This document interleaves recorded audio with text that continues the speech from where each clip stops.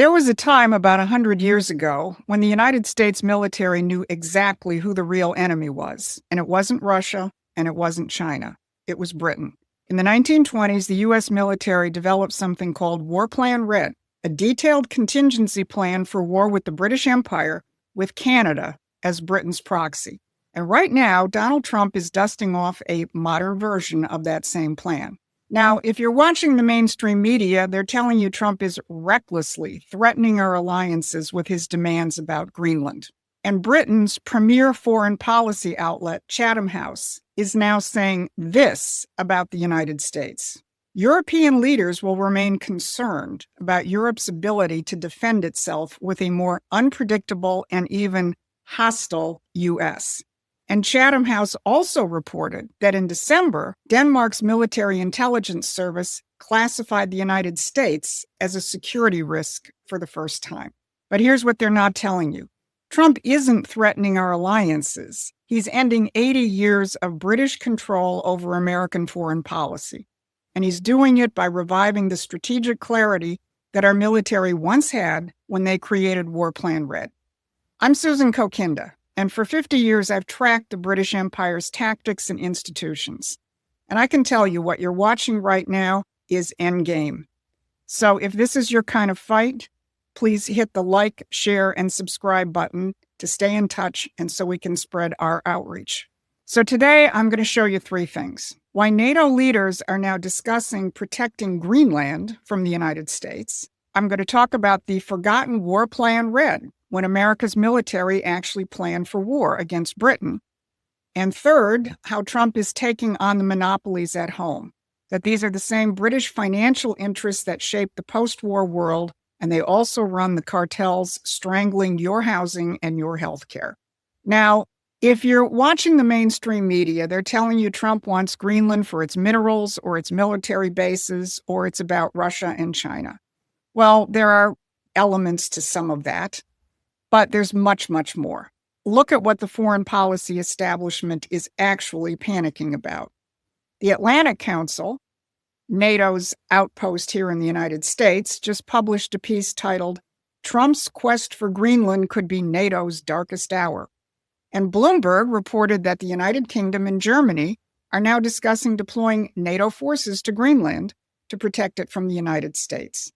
Let that sink in.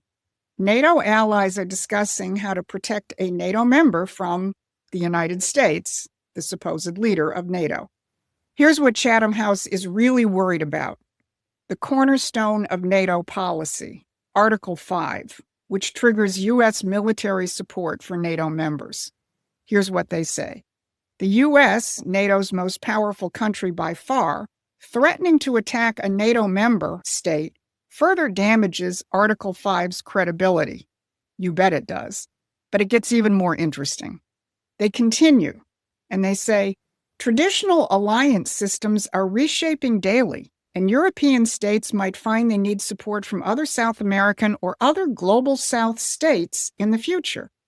And then the folks at Chatham House are very worried about the reports of potential U.S. cooperation deal on Arctic energy projects, and they got even more nervous in November with the 28-point peace plan, which includes joint Russian-U.S. plans for rare earth mineral extraction in the Arctic. Did you catch that? Europe may have to realign with the global South while the U.S. is working on Arctic economic deals with Russia. This is the British establishment admitting that Trump has broken their carefully crafted post-World War II Atlantic system. And here's the kicker about Greenland itself. The idea that Greenland belongs to Denmark is purely an artifact of imperial policy. Greenland didn't even get self-government until 2009, and it still has no power over its own foreign policy, currency, or defense. Denmark controls all of that. And according to the Danish media, those tensions recently broke out between Greenlandic and Danish parliamentarians, with one Greenlander accusing Denmark of neo-colonial methods. And opposition leaders in Greenland are now saying they want to negotiate directly with the United States, not through Copenhagen. So when Trump talks about Greenland, He's really talking about dismantling one of the last vestiges of European colonial control in the Western Hemisphere. And NATO, the military arm of that old imperial system, knows that if Greenland goes, the whole structure starts to crumble. Now, if you're finding this history eye-opening, if you're realizing there's a whole framework for understanding strategically, everyone keeps saying it's about Russia and China. And yes, there are Russian and Chinese elements to this. But what if they aren't your main enemy?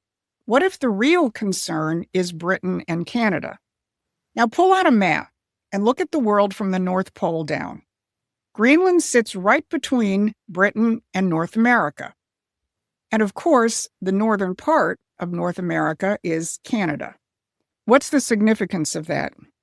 Think about this geography when we look at War Plan Red. Because War Plan Red was a contingency plan for war with Britain, and Canada was the key proxy. This plan was approved and updated under the tenure of Navy Secretary Charles Francis Adams III. Now, names do matter in history. Charles Francis Adams III was not just a bureaucrat. He was the great-grandson of President John Quincy Adams, and he was the grandson of Charles Francis Adams Sr. Why is that significant? Because Charles Francis Adams Sr. was Abraham Lincoln's minister to Britain during the Civil War. He was the man on the ground in London, and he was the key figure who prevented the empire from diplomatically recognizing the Confederacy. This family understood the game. The grandfather spent the 1860s preventing the British from destroying the Union diplomatically.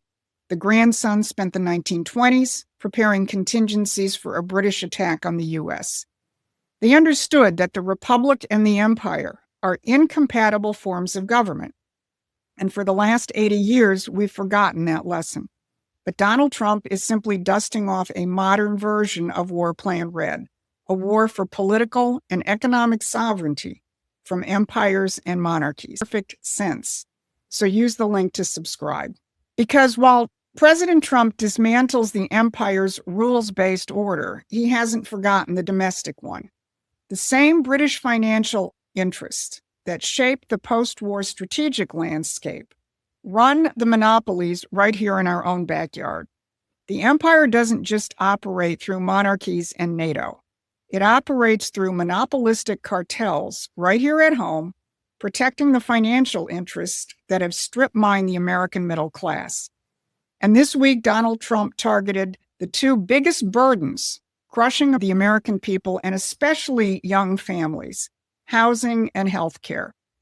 Look at Trump's Truth Social post. He announced he is immediately taking steps to ban large institutional investors from buying single-family homes. For the last decade, these giant institutional investors, the Blackstones, the Vanguards, the State Streets, they've been gobbling up single-family housing stock. They swoop in, outbid young couples and other Americans, and turn what should be a family's primary asset into a permanent rental stream for a hedge fund. This was fulfilling the WEF's playbook of turning us into a nation of renters, owning nothing, and supposedly being happy. But by forcing these institutions to divest, the administration wants to flood the market with supply and bring prices back down to reality.